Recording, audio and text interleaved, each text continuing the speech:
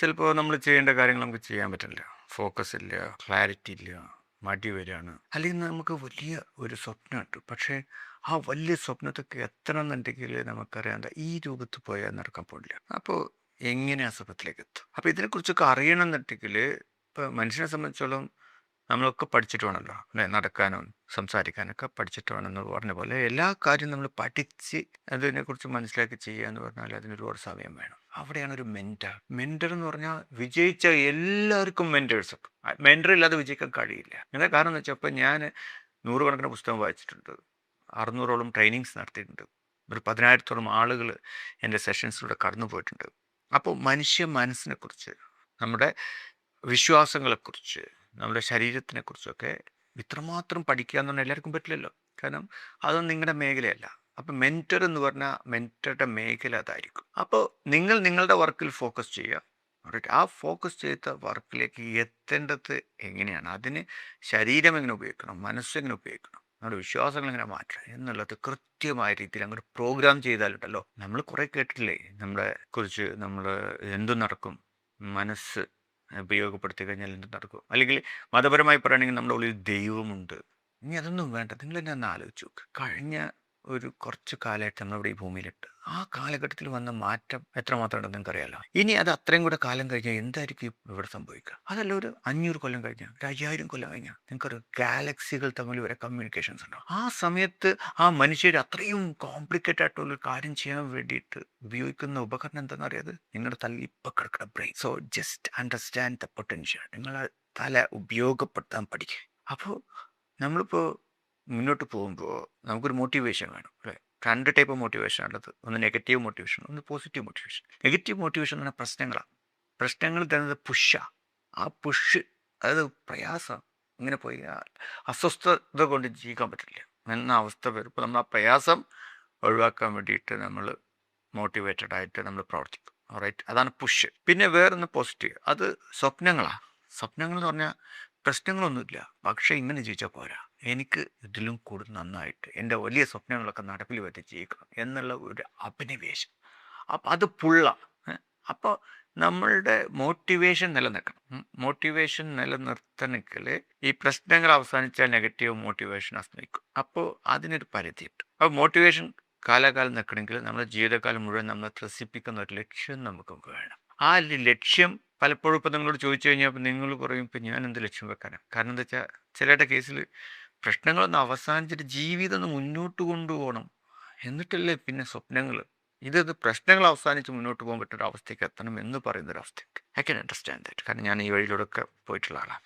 അപ്പോൾ നിങ്ങൾ രാവിലെ ഞാൻ നടത്തുന്ന സെഷൻസിൽ വരികയാണെങ്കിൽ അവിടെ നമ്മൾ പ്രധാനമായിട്ട് ചെയ്യണമെന്ന് വെച്ചാൽ അഡ്രിനലിൻ ആക്ടിവേഷൻ എന്ന് പറഞ്ഞപ്പോൾ നമ്മൾ ഒരു പ്രവർത്തിക്കുന്നത്, നമ്മുടെ ശരീരം നമ്മളെ പ്രവർത്തിക്കാൻ വേണ്ടി പ്രേരിപ്പിക്കുന്നത് അഡ്രിനലിൻ എന്ന ഹോർമോൺസ് ഉൽപ്പാദിപ്പിക്കപ്പെടണം. അപ്പോൾ അഡ്രിനലിൻ്റെ പ്രത്യേകത വെച്ചാൽ അഡ്രിനലിൻ്റെ മാത്രമല്ല എന്ത് കാര്യത്തിൻ്റെ ആയാലും, ഇപ്പോൾ നമുക്ക് കാലുകൾ നമ്മൾ ഉപയോഗിക്കാതെ ഒരു 6 മാസം ബെഡിൽ കിടന്ന് കഴിക്കാം. അപ്പോൾ എന്തെങ്കിലും പ്രശ്നം ഉണ്ടായിട്ട് ആൾക്കാരൊക്കെ ബെഡ് കിട്ടണമാവുമല്ലോ. അങ്ങനെ കിടന്നു കഴിഞ്ഞാൽ പിന്നെ നമ്മുടെ ബ്രെയിന് നടക്കുന്ന കാര്യം മറന്നു പോയിട്ടുണ്ടാവും. രണ്ടാമത് നടക്കാൻ പഠിച്ചിട്ട് പറ്റും എന്ന് പറഞ്ഞ പോലെ നമ്മൾ ആക്ഷൻ ചെയ്യുന്നത് കുറച്ച് കഴിഞ്ഞാൽ, അപ്പം ആക്ഷൻ എന്ന് പറഞ്ഞാൽ നമ്മൾ ജീവിതം മുന്നോട്ട് കൊണ്ടുവന്നത് പുതുമകൾ വേണം. നമുക്ക് എപ്പോഴും നമ്മുടെ ബ്രെയിനിന് പുതുമ ഫീൽ ചെയ്യുക, നമ്മൾ മാറിക്കൊണ്ടിരിക്കുക, നമ്മൾ വളർന്നുകൊണ്ടിരിക്കുക, നമ്മൾ പുതിയ തലത്തേക്ക് എത്തിക്കൊണ്ടിരിക്കുക. നമ്മുടെ ബ്രെയിൻ ഇതെങ്ങനെയാണ് മനസ്സിലാക്കണമെന്ന് ചോദിച്ചു കഴിഞ്ഞാൽ, ഇപ്പോൾ നമ്മൾ എന്തെങ്കിലും ഒരു കാര്യം കാണുകയാണ്, ഇപ്പോൾ ചൈനയിൽ പോയി എന്നുള്ള കാണുകയാണ്. അപ്പോൾ ആക്ച്വലി ബ്രെയിൻ്റെ വേറൊരു പ്രത്യേകത എന്ന് പറഞ്ഞാൽ ഈ പുതുമകൾ ഉണ്ടാക്കുന്നത് ഊർജ്ജം ഏറ്റവും കുറച്ച് ചിലവഴിച്ചുകൊണ്ടായിരിക്കണം. അപ്പോൾ നമ്മളൊരു സ്ക്രീനിൽ കാണുകയാണ്, ചൈനയെ കാണും. ഓക്കെ, ഇത് സ്ക്രീനിലാണ് കാണുന്നത്, നമ്മളെ തലക്കറിയില്ല. കാരണം തലയ്ക്ക് ഇത് പരിചയമില്ല. ഇപ്പം നമ്മുടെ തൊട്ടുമുമ്പുള്ള തലമുറകളിലൊക്കെ ഈ സ്ക്രീനില്ലല്ലോ അല്ലേ? എത്ര തലമുറ പോയാലും നമ്മുടെ ബ്രെയിന് അത് പരിചയമില്ല. അപ്പം നമ്മൾ ഈ സ്ക്രീനിൽ കാണുന്ന പുതുമകൾ നമ്മൾ യഥാർത്ഥത്തിൽ ജീവിതത്തിൽ സംഭവിച്ചുകൊണ്ടിരിക്കുന്ന പുതുമകളാണ് എന്നാണ് നമ്മുടെ ബ്രെയിൻ വിചാരിക്കുന്നത്. അപ്പോൾ ഊർജ്ജത്തിന് ചിലവുണ്ടോയെന്ന് വെച്ചാൽ ഇല്ല.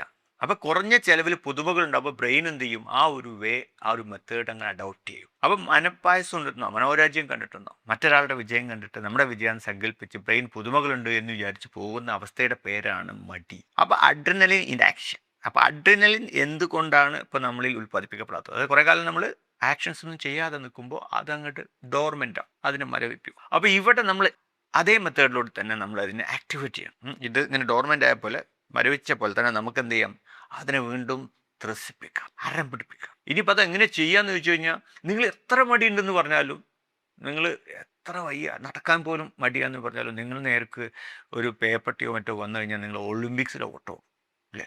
അപ്പോൾ ആ മടിയൊന്നും ഉണ്ടാവില്ല. അപ്പം മടി ഇല്ല. മടി നമ്മുടെ ബ്രെയിൻ എനർജി റിലീസ് ചെയ്യാത്തതുകൊണ്ട് ഫീൽ ചെയ്യുന്നതാണ്. അപ്പോൾ ഈ ബ്രെയിനിനെ നമുക്ക് ഇതുപോലത്തെ ഘട്ടങ്ങൾ ഫീൽ ചെയ്യിപ്പിക്കുന്ന പരിശീലനങ്ങളുണ്ട്. റൈറ്റ്? അത് അതിൻ്റെ മെത്തേഡ് പ്രകാരം അങ്ങോട്ട് പോയി കഴിഞ്ഞിട്ടുണ്ടല്ലോ, നോക്കിക്കോ, ഒരു 6 ദിവസത്തിനുള്ളിൽ തന്നെ നിങ്ങളെ മടി അങ്ങ് പമ്പ് കിടക്കും. അതെൻ്റെ ഗ്യാരണ്ടിയാണ്. അപ്പോൾ ഈ മടി പോയി. അപ്പോൾ നമ്മൾ നേരിട്ട് കൊണ്ടിരിക്കുന്ന ആൾക്കാരായിരിക്കുമല്ലോ, ഇന്ന് ദിവസം രാവിലെ സെഷനിൽ നമ്മൾ സംസാരിച്ചുകൊണ്ടിരിക്കല്ലേ. അപ്പം നിങ്ങൾക്ക് എന്നോട് പറയാം, ഞാൻ 6 ദിവസം കഴിഞ്ഞു എന്നെ മടി പോയിട്ടില്ല. നിങ്ങൾക്ക് പറയാം, ചോദിക്കാം, എല്ലാവരുടെ ഇടയിലും വെച്ച് ചോദിക്കാം. കാരണം അത് ഉറപ്പാണ്. പക്ഷേ ആ മടി കളയാൻ വരെ നമുക്ക് ശരിക്കും താല്പര്യമില്ല. കാരണം അതിൻ്റെ ഒരു സുഖമുണ്ട്.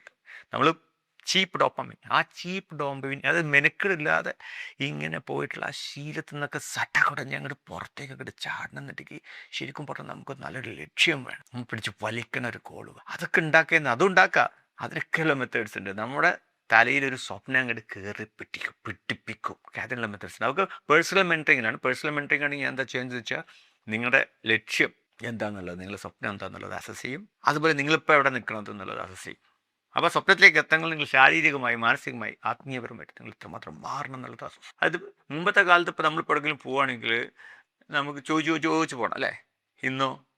ഇന്ന് ഗൂഗിൾ മാപ്പ് ഇട്ട് കഴിഞ്ഞാൽ എത്ര സമയത്ത് എപ്പോൾ എവിടെയൊക്കെ തടസ്സങ്ങളുണ്ട് ഇതൊക്കെ കൃത്യമായിട്ട് മനസ്സിലാക്കിയിട്ട് നമുക്ക് എത്താൻ പറ്റും. ഇന്ന് ആ കാലഘട്ടത്തിൽ നമ്മൾ ജീവിക്കണം. അറിയോ? അറിയാത്ത അവസ്ഥയില്ല. അറിവ് ഇനി ഇല്ല എന്ന് ആർക്കും പറയാൻ പറ്റില്ല. അപ്പോൾ കൃത്യമായിട്ട് നമുക്ക് റൂട്ട് മാപ്പ് ഉണ്ടാക്കാൻ പറ്റും, വിഷൻ ബോർഡ് ഉണ്ടാക്കാൻ പറ്റും. പക്ഷേ നിങ്ങൾക്ക് അവിടെ എത്തണമെന്നുണ്ടെങ്കിൽ നേരത്തെ പറഞ്ഞത് വിഷൻ ബോർഡ് ഉണ്ടായത് മാത്രം പോരാ, എനർജി വേണം. നിങ്ങൾക്ക് ജനറ്റിക്കലി നിങ്ങളുടെ പാരമ്പര്യത്തിൽ, നിങ്ങളുടെ ഫാദറിൻ്റെ മദറിൻ്റെ നിങ്ങളുടെ പാരമ്പര്യത്തിലുള്ള ഒരു ഉന്മേഷവും ഉഷാറും ഒക്കെ നിങ്ങൾക്ക് ഉണ്ടാവുള്ളൂ. പക്ഷെ അതൊക്കെ നമുക്ക് പൊട്ടിച്ചെറിയാന്നേ. അതുപോലെ 7 വയസ്സിന് മുമ്പ് നമ്മുടെ തലയിൽ എന്തൊക്കെ കയറി കിടക്കുന്ന വെച്ചാൽ അത് നമ്മൾ പുറകോട്ട് വരും. അതിനൊക്കെ നമുക്ക് നിർവീര്യമാക്കി ഒരു പദ്ധതി ഉണ്ടാക്കി ഓരോ ദിവസം രാവിലെ നമ്മൾ പരിശീലിച്ച് നമ്മളെ ജീവിതം ആഹ്ലാദത്തോടു കൂടി, സന്തോഷത്തോടു കൂടിയിട്ട്, ആവേശത്തോടു കൂടിയിട്ട്, ഓരോ ദിവസം പുതുമയോട് കൂടിയിട്ട് നമ്മൾ അങ്ങനെ ജീവിക്കുന്ന ആൾക്കാരെ കാണില്ലേ? ആ ഒരു തലത്തിലേക്ക് അവരവിടെ എത്തിയത് ഓട്ടോമാറ്റിക്കായിട്ട് എത്തിയതല്ല. അവർക്കും മെൻറ്റർ ഉണ്ടായിരുന്നു. മെൻറ്റർ എന്ന് പറഞ്ഞാൽ ഇതുപോലത്തെ എന്നെ പോലത്തെ മെൻറ്റർ എന്നുള്ളതല്ല.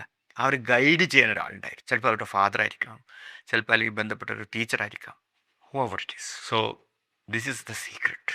U need a mentor and I am that mentor. ഞാൻ നേരത്തെ പറഞ്ഞ പോലെ 15 വർഷത്തെ പരിജ്ഞാനമുണ്ട് മനുഷ്യനെക്കുറിച്ച്, അനുഭവ പരിജ്ഞാനം. ഞാൻ MSc സൈക്കോളജിയാണ് PhD ചെയ്തുകൊണ്ടിരിക്കുന്നു. So you are in the right place എന്ന് നിങ്ങൾക്ക് തോന്നുന്നുണ്ടെങ്കിൽ റൈറ്റ് നിങ്ങളെ എനിക്കെത്താം. അപ്പോൾ അതിൽ പേഴ്സണൽ മെൻറ്ററിങ് ആണ് ഞാൻ നേരത്തെ പറഞ്ഞ പോലെ പല കടമ്പകളുണ്ട്. നിങ്ങളെക്കുറിച്ച് പഠിക്കണം, നിങ്ങൾക്കുള്ള പദ്ധതിയെ വ്യക്തത വരുത്തണം, അതിലേക്ക് ഊർജ്ജം ഉണ്ടാക്കണം. ഒരു 3 മാസത്തെ പ്ലാനിങ് ആണ്. അതുപോലെ തന്നെ നിങ്ങൾക്ക് പദ്ധതിയൊക്കെ ഉണ്ടെങ്കിൽ രാവിലത്തെ സെഷൻ മാത്രമേ പങ്കെടുക്കുന്നുണ്ടെങ്കിൽ അങ്ങനെ പരിശീലനങ്ങൾ മാത്രം. ഇനി നിങ്ങളാണ് തീരുമാനിക്കേണ്ടത്. റൈറ്റ്? ഇപ്പോൾ എന്നെ സംബന്ധിച്ചോളം ഞാൻ പറയില്ല, 15 വർഷത്തെ എൻ്റെ തപസ്യാണ് നിങ്ങൾക്ക് തരുന്നത്. അത് വിത്ത് ഗ്യാരണ്ടി. റൈറ്റ്? ഇനി നിങ്ങൾ തീരുമാനിക്കും. ഇപ്പം നിങ്ങളും തന്നെ നിങ്ങളെ ഒന്ന് ലോക്കാക്കി വെക്കേണ്ടി വരും. സോ ഞാൻ ഈ പറഞ്ഞതൊക്കെ നിങ്ങൾക്ക് ബോധ്യമായിട്ടുണ്ടെങ്കിൽ you trust me, come to me. ഇനിയെങ്കിലും നമ്മളെ സംബന്ധിച്ചോളം അറിയാലോ, നമ്മൾ അറിഞ്ഞിരിക്കണം, നമ്മളെക്കുറിച്ച് അറിഞ്ഞിരിക്കണം. ഇനിയുള്ള കാലത്ത് പ്രത്യേകിച്ചും അറിഞ്ഞിരിക്കണം. കാരണം വെല്ലുവിളികൾ നമുക്കറിയാം, AI പോലത്തെ വെല്ലുവിളികൾ നമ്മുടെ എല്ലാ മേഖലയിലും കടന്നു കയറിക്കൊണ്ടിരിക്കുകയാണ്.